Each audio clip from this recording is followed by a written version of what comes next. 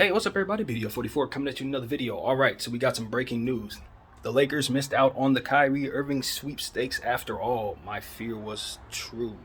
My fear was true. I was speaking as if Spencer Dinwiddie was headed back to the Brooklyn Nets for some reason. I think it was my subconscious tapping into something, but I just had a feeling this was going to happen in the back of my mind, just because Mark Cuban, as I said, I think he does have Kyrie's bag. Now, he said he ain't going to pay it, but if this works out, I can see him reneging on that. Also, getting a chance to step on the Lakers is always something Mark Cuban is going to love to do. It's how he moves. He hates us, and he's told us that years and years ago. So him being able to intercept and help oblige stepping on the Lakers in regards to keeping Brooklyn from having to feed Kyrie to the Lakers, because it probably wouldn't have been something the fan base in Brooklyn would have been pleased with, nor ESPN, who of course is the Nets representation in the media, and of course just basically everybody who was anti-Kyrie. The last thing they wanted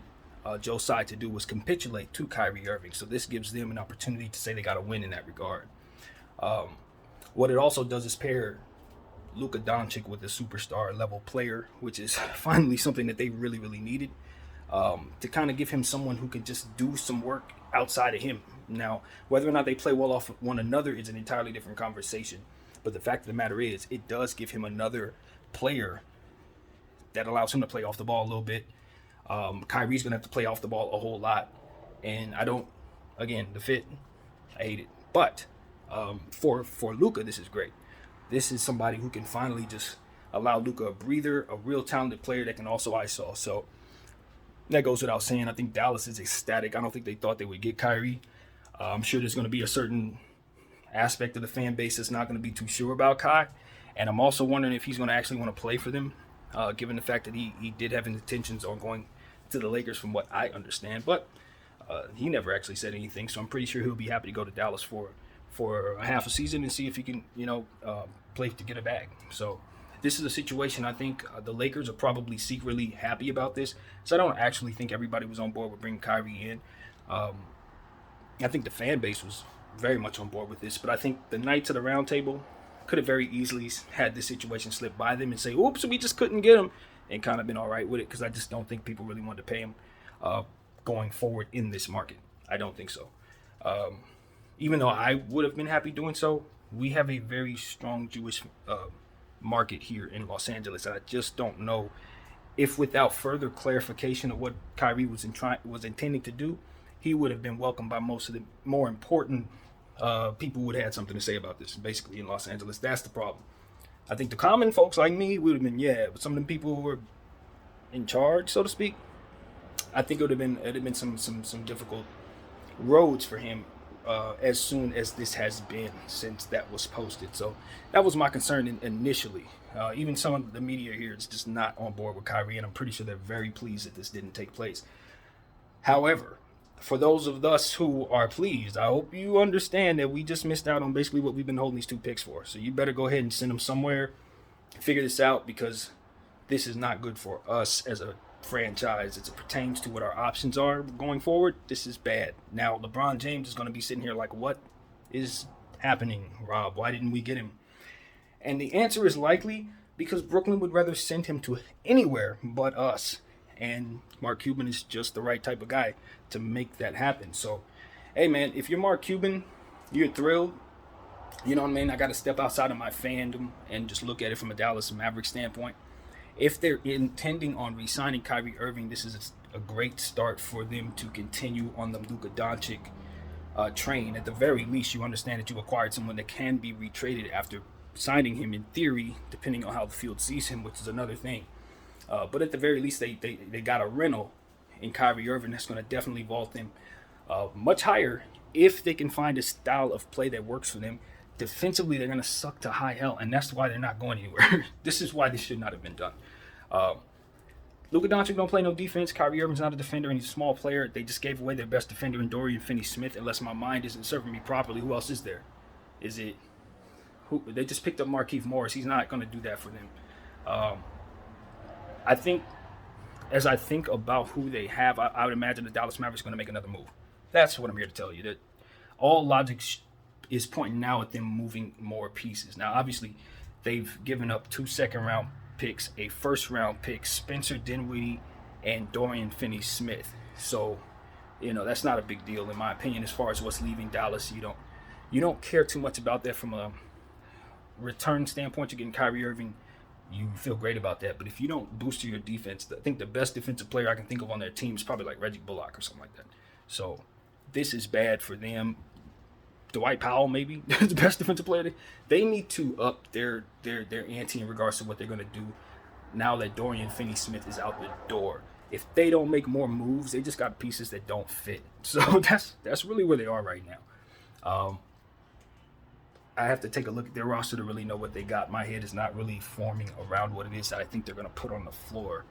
I just can't see their roster for some reason. But all in all, Dallas is it's got someone who's replaced Jalen Brunson. That's what they've done, and Kyrie Irving can give them some of that Jalen Brunson energy, sort of the same type of stuff. Yeah, that's exactly what they did. They replaced Jalen Brunson. It's going to kind of be able to break people down the same way, get to the line, be a high efficient, of course, finisher. Yeah, that's what they did. They were missing their Jalen Brunson piece, and they replaced him with Kyrie Irving. Upgrade. Now the question is it going to fit as seamlessly? Brunson played off the ball seamlessly, didn't need the ball as much, could attack, and that was that. Kyrie's used to playing off of KD. Playing off of Luka Doncic is different, man. It's really, really different. It's a slower pace, much slower pace, half-court setting, which Kyrie is going to obviously kill in, but without the size necessary, they're going to be able to zero in on those guys. Now, granted, Kyrie playing off the ball, catches the ball, does his thing, but what's going on with Luka surrounding that situation? Who is playing defense? I just don't have an answer for you guys. Honestly, I don't even think these pieces really fit. So Dallas is going to have to make some other moves to make that make sense. Now, if you're the Brooklyn Nets, this return is pretty good because you got some future assets. Now you take that first round pick, and those 2 second rounders, you reflip those right now. Since you guys are trying to win now, you don't like draft picks for some reason. If I were, they might keep those draft picks and wouldn't think twice about it. But it seems to me that they're trying to keep the same timeline, trying to give themselves some talent that would help them. What I like for the Brooklyn Nets right now, as I said yesterday, Dorian Finney-Smith now being a part of the Brooklyn Nets is interesting to me, and I'll tell you why. Because I like him, Ben Simmons, Claxton. That's some defense right there. I see that vision. I liked that acquisition by Sean Marks. I just really like that for the Brooklyn Nets. They needed the size. If you're going to be losing a piece like Kyrie Irving, which was going to be coming off the books anyway, you bring back a guy like Spencer Dinwiddie. You get some draft compensation, which is pretty solid in that situation. Dorian Finney-Smith is better than people think. He's a Swiss Army knife who's going to do literally everything for you. He boosts both sides of the floor just by being down there for the Dallas Mavericks. They're gonna hate losing him, because that's the thing. With Jalen Brunson, they had Dorian Finney-Smith last year. So now you bring in your Jalen Brunson and Kyrie Irving, and you lose that piece. So now they got a whole nother hole, as I said, without the defensive piece in place. So, and what's going to end up being a nightmare is now you're gonna have Jason Kidd and Kyrie Irving. Those are very, very distinctive personalities, and Luka Doncic. Those personalities are not seamless. Those are not seamless personalities. I'm not gonna sit up here and pretend like that's about to be seamless. They all have their own genius about them in regards to how they see this game. So while they can come together and scheme to put people away, they can also come together and be frustrated at the fact they can't defend anybody. And that, I think, can create an environment that is not going to be so fun for Mark Cuban, who also has a hell of a personality, to be a part of. So that, I think they're asking for it. I don't know if Kyrie Irving is going to come there and be very happy with the play style over time. Now, he's going to get there, be excited about the fact he's playing for a playoff team, playing with a player like Luka Doncic. You're going to get in there, you're going to feel good. But the problem is, 3, 4, 5 weeks down the road, when you see him run yet another ISO play that doesn't have nothing to do with Kyrie Irving breaking people down, it's going to get weird, because both of those players can break down the defense at any time. And if there's a missed last-second shot, you're always going to wonder, why didn't the other guy take the shot? Now, I know they're probably thinking, if LeBron James and Luka Doncic, if LeBron James and Kyrie Irving were a fantastic pairing, what would be the difference with Luka Doncic and Kyrie Irving? You would think they would be able to play the same way, since Luka and LeBron are so similar. But what I would caution them to say is there's a defensive side of the ball LeBron James doesn't get enough credit for. And even though a lot of his Cleveland Cavalier teams were not that good defensively, at the end of the day, he could flex, get chased down blocks, block the ball off the rim, stuff like that. And you just understand that Luka Doncic isn't doing those things in theory. Now, great players do great things. Luka Doncic is more than capable of making a great defensive play down the stretch of a basketball. You don't get it twisted, but it's not in his wheelhouse to be athletic. He's not. It's not in his wheelhouse to make up for what's not there defensively.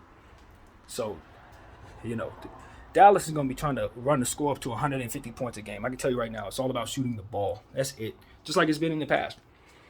And if they can't outshoot people, they're not going to beat them. So that's what I see there. They have to make more moves. If this is the only move they made, they just brought together some pieces that don't necessarily seamlessly fit. And then from there, asking them to defend. And I'm telling you, as sure as my name is BDF, I can assure you, it's going to be very, very difficult for them to stay healthy if they're going to be leaning on them to play defense and basically do the bulk of everything else on the offensive side of the ball, which is what exactly they have. It's them, too. You got Hardy. Who else on the team? You got Christian Wood, but he's been hurt.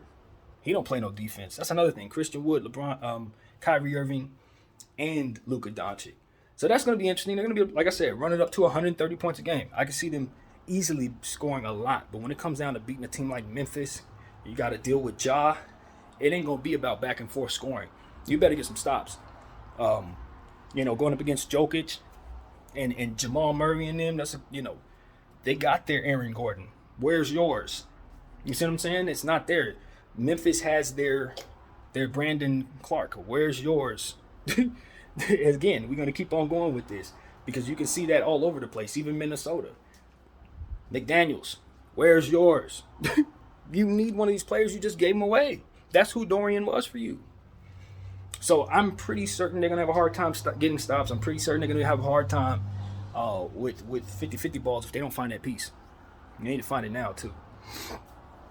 So Kyrie Irving, hey, I like Kyrie Irving as much as anybody. Y'all know I'm a fan. Obviously, as a Laker fan, I'm somewhat sad, but not as sad as I should be because I don't think this is the great destination for him. I really don't. And I also want to keep my damn picks. So if we, accidentally keep our picks, I'm not going to be the worst Laker fan, voice you're going to hear. I am upset that we didn't get Kyrie Irving, but I also understood that we're dealing with people who hate him and they weren't going to send him where he wanted to go. Like, it was very unlikely we were going to be able to do this unless we gave up stuff we had no business giving up.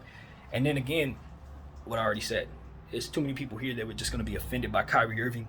No matter if I agree with him, you agree with him or not, they just were not about to, So that was another reason. I just don't know if he was going to be welcome here. If he did any little thing, it would have been, no, we're not re-signing you or anything like that. So I just don't know if he would have been as happy as he thought he would be. Now, as Bron is concerned, look, this is another thing, man. Bron is here now. Are we gonna go get Fred VanVleet and TJ? That's a real move. What's the guy's name? I can't think of his name. But Gary Trent is who I'm trying to. GT is who we're trying to get. GTJ. If we can get Gary Trent Jr.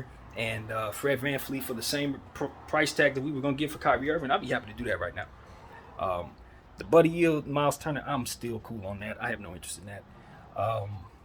But yeah, something with Toronto, yes. Something that gets Russell Westbrook out of here, yes. We need to do that, man. we need to do that if we have any chance of competing this season. We can't have this up and down with him. We can't be leaning on small ball. That's another reason why I'm not so sad about not getting Kyrie Irving, because we were going to continue to run small ball. We were going to have him in small ball lineups, and that's a bad situation, just like he's in right now in Dallas, in my opinion. So Anthony Davis, LeBron James are the losers of the day. Y'all the losers. Y'all the losers, because y'all timeline is the one that's affected by this trade. Y'all were the ones that were going to be able to get the piece that could really seal the deal and give you opportunity to win a championship. So blame Brooklyn, man. Blame the Brooklyn Nets. Honestly, they just hate you that much. They hate Kyrie that much. Like I said, I think this is more so about not wanting to send him where he wanted to go. Sticking it to him one last time, But I do believe that energy is met with something else. And so we'll just see how it plays out for those guys. I don't think very well. But we'll see, Sometimes the bad guys win, it seems, in this world. But, that's what it looks like to me. It looks like the bad guys won. Except for Dallas. Dallas fan base, obviously not bad guys. They get what they're supposed to get. Luka Doncic, no bad guy there. But this was all riddled in hatred for a person that came in peace. And that was pretty much how I see it. And I think that's why he's not going to be a Laker. This is exactly why he's not going to be a Laker. Now, if you perceive peace as something different, than what I do. I respect that because it's a lot of ambiguity to what it is that his intentions were. But I read into it. I saw the movie. Not a bad guy. So take that for what it's worth, man. And as far as those who are anti-vaccine, listen, we've talked about that a lot. I've mentioned that many times. I didn't agree with him at the time. I also didn't take the vax. Call it what you want.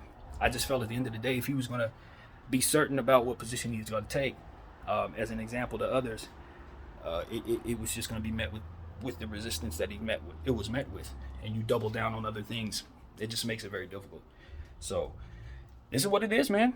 Ky does not get his way. He wants to go to LA, but when you make enemies with people who have your interests in their hands, they're going to do the opposite when you rupture their ego. And that is exactly what Kyrie did. He pissed off some people who were in control of his situation. And as a result, they made it their business to make him unhappy all the way out the door. And Mark Cuban, is the one who gets the chance to benefit from that. He's able to simultaneously step on his enemies and booster his team. So you gotta appreciate that if you're a Dallas fan. He's active in trying to improve the team because honestly, they've sucked.